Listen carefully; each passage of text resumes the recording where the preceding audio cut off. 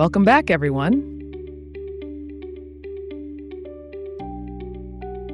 Let's dive into the concept of insurable risk. When an insurance company considers taking on a risk, like insuring a person's life, a car, or a home, they must determine if the risk is insurable. Insurers often refer to these risks as exposures, as they are exposed to potential losses associated with the insured person or property.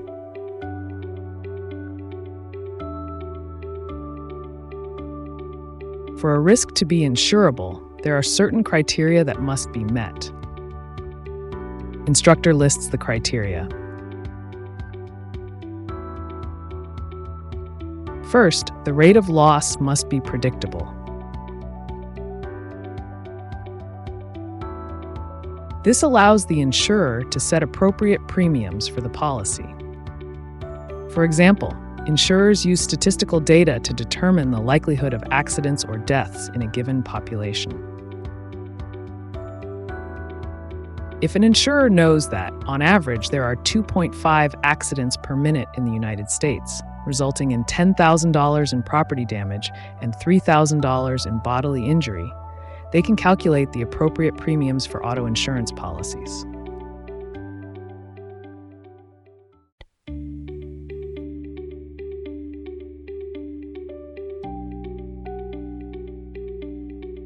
Is that why insurance premiums can vary based on where you live or other factors?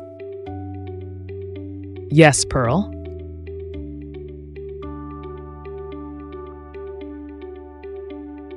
Premiums can be higher in areas with higher accident rates or for individuals with riskier profiles.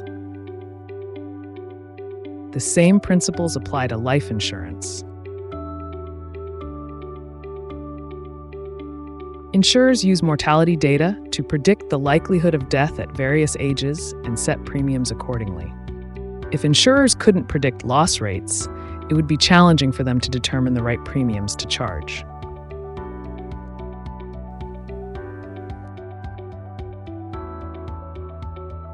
The second criterion is that catastrophic losses must be unlikely. Most insurers have exclusions for events they consider to be catastrophic, such as acts of war or nuclear exposures. If an insured person dies due to an excluded event, the insurer typically won't pay the death benefit. However, it's important to note that natural disasters, like hurricanes or floods, are usually covered under life insurance policies.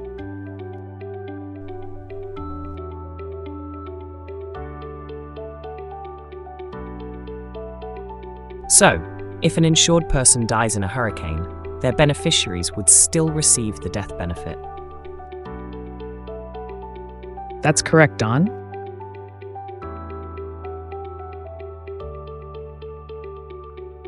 The catastrophic events we're discussing here are more extreme, like war or nuclear incidents.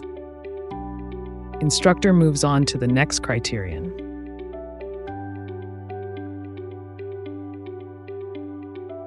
The third criterion is that the loss must be definite. The beneficiary must provide clear evidence that the insured person has died. Typically, this means presenting a death certificate, which requires a body as proof of death. Let's say Pearl goes missing for 12 months, and Dawn tries to file a death benefit claim. The insurer will require a death certificate.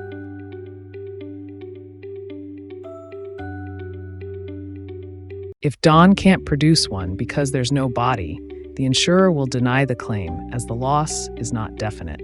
Speculation about the insured's death is not enough. There must be concrete evidence. Instructor introduces the fourth criterion.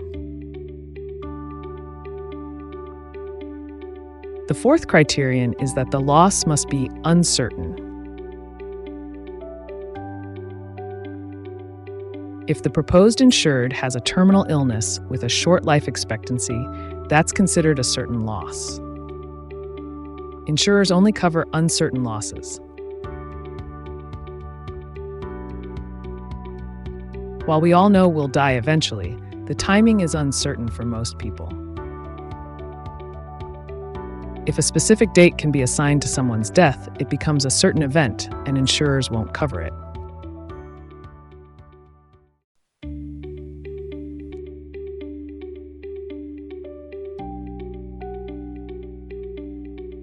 That makes sense.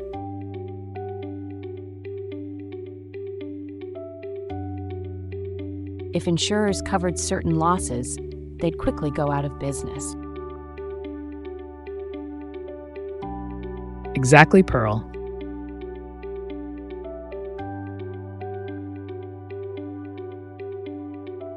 Insurers rely on the uncertainty of losses to spread risk across their pool of policyholders. Instructor presents the final criterion.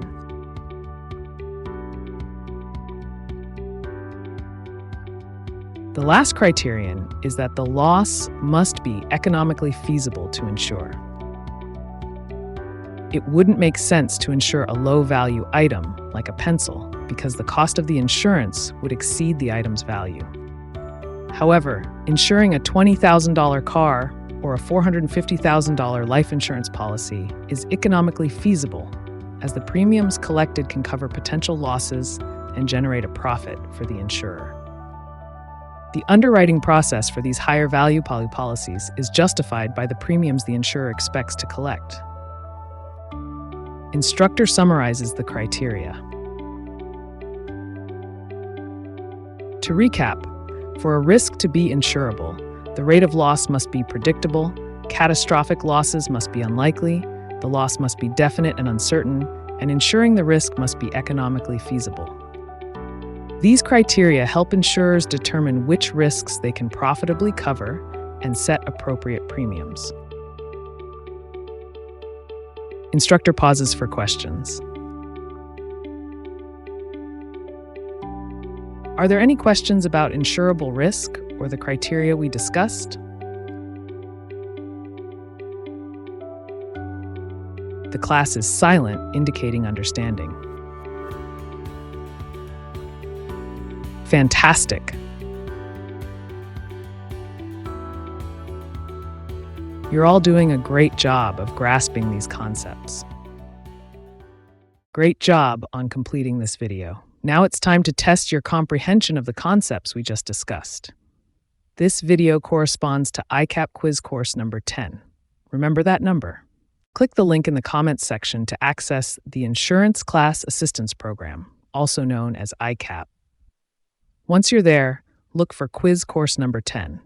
This quiz will help us see if you truly understand the material and are prepared to move on to the next video.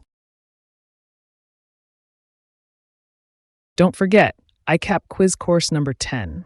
Good luck and keep up the great work.